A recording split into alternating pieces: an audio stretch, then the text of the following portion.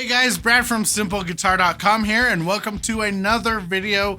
Today we're going to be talking about your finger independence and getting your fingers to work independently. This is a big struggle for a lot of people, so today I'm going to give you one awesome exercise, and I'll give you a beginner version and an advanced version of this exercise that will help get those fingers going independent now. Now, before we dive in, though, I do want to tell you about a gift that I have for you on my website.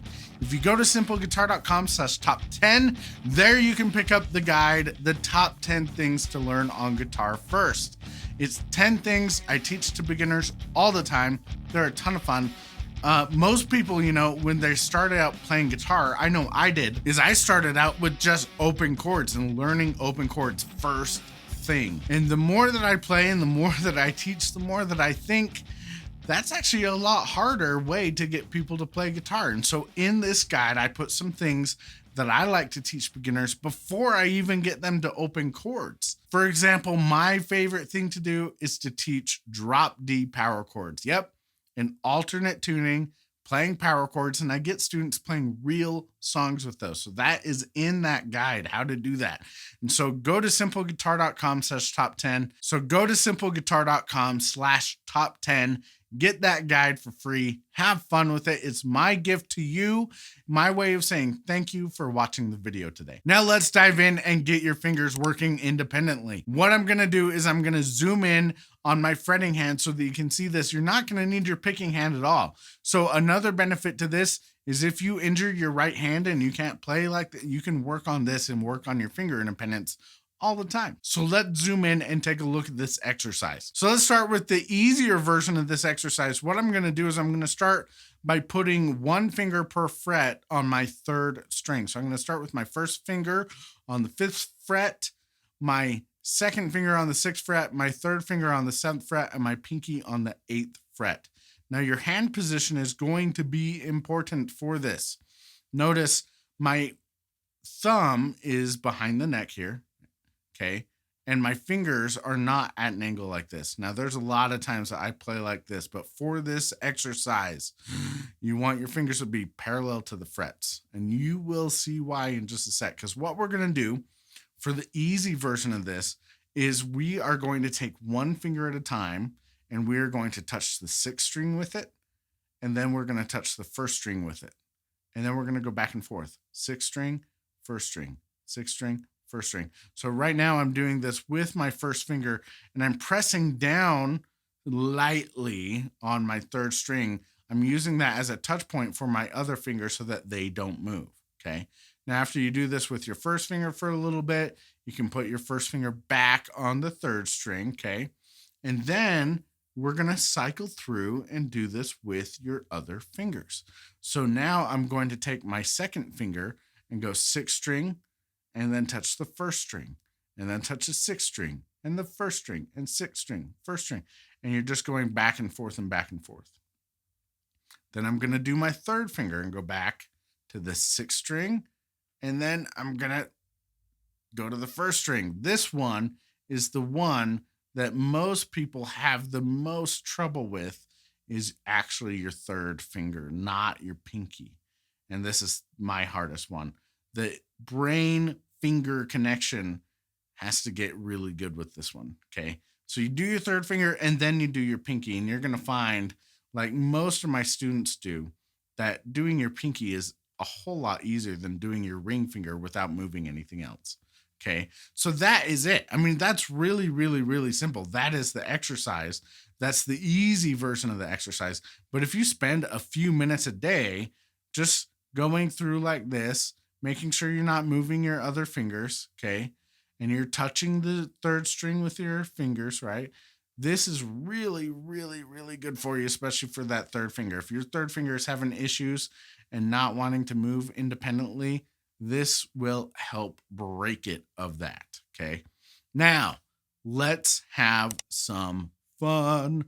Let's do this the hard way. And also a big shout out to my buddy, Charlie Long. He's the one who showed me this several years ago, and it kicked my butt the first time that he ever showed it to me. And I've used it with students for years now, and every single time I use it, it's awesome. So thanks, Charlie. and big shout out to you. He's awesome. If you guys don't know Charlie Long, I wish that he was putting out more music because he's such a good guitar player. So if you find him on social or something, everybody hit him up and be like, Charlie, give us more music, right? All right, so here's the advanced version.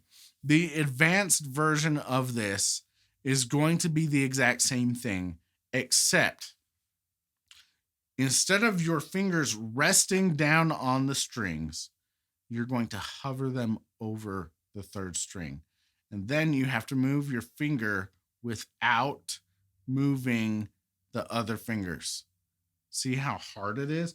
You have to sit and focus and tell your brain to just move one finger at a time.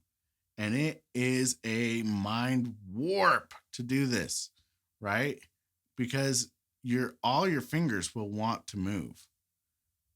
See that? See, I'm terrible at this, but I have not done this exercise for some time. See, and there's that third finger pinky, right? Your third finger and your pinky, or your third finger and your second finger, are going to want to move together. And if you sit down and spend the time to actually get that moving independently, and I'm doing terrible right here because I'm trying to do the video and do the exercise. But if you do that, that one is going to really, really, really, really, really improve your brain finger connection, which is what we want, right? We want your brain and your finger to be connected so that when you're moving your fingers, you're moving them independently and not by default because your other fingers are moving. That stupid third finger doesn't want to work. Anyway, but that is the exercise, guys. So the easy version is planting your fingers down and then going one finger at a time, touching your sixth string, first string, sixth string, first string, sixth string, first string, right? And you go through all four of your fingers doing this, okay? And then the hard version is doing it with your fingers hovering over the string and going through and doing all of your fingers without moving them. Not like I'm doing right now. I'm failing at it, okay? But that is it. So really simple, but if you spend a few minutes a day on that, that is going to help you a lot. So guys, that is it. That is the exercise that will really skyrocket your finger independence. It takes a lot of focus to do it right, and it will be frustrating. Expect that. Expect that you're going to hate your hand and your fingers, and you're going to feel like you totally suck. I did when I first did it, and you can see I haven't done it for a while, and so my fingers are not cooperating. And so I'm going to go spend a few minutes each day doing that now so that I can get my finger independence back to where I had it before. So have fun with that. It's a good exercise. Start with the beginner version, then try to the advanced version where your fingers are hovering over the string instead of touching the string and being anchored down. That is so much harder, but so much better for you. And if you haven't already gotten it, go to my website at simpleguitar.com/top10. Pick up your copy of the top 10 things to learn on guitar first. Have fun with that stuff. It will help you be more musical a lot faster on the guitar. But that's it today, guys. Have an awesome day. Thank you for spending some time watching this video and supporting me. Hit the like button for me. If you have any questions, go ahead and leave a comment down below. Otherwise, I will see you in the next video.